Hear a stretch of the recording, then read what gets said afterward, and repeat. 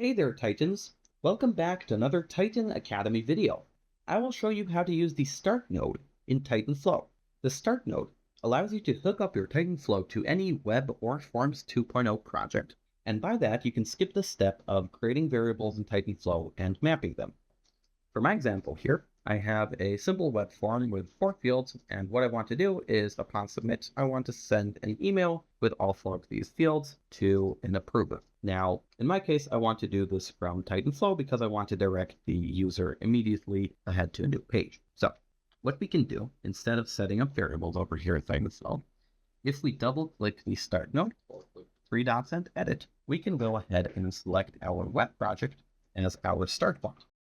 Now, once we do that, if we go ahead and search for the email node, we are able to create a new email under Recipients. Just send this to myself.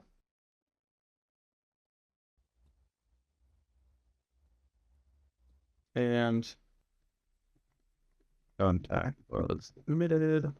Share details. And then here in the text box, I can go ahead and select project fields, select my web project, and I can access any field on my web project. First name, last name, email, and business phone, including any variable.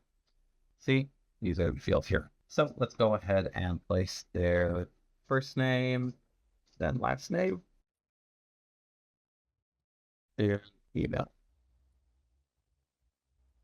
It's also important to note back here under recipients, we can go ahead and use, instead of a static email or a field in your Flow project, you can go ahead and reference the web project. So we can go ahead and CC our content.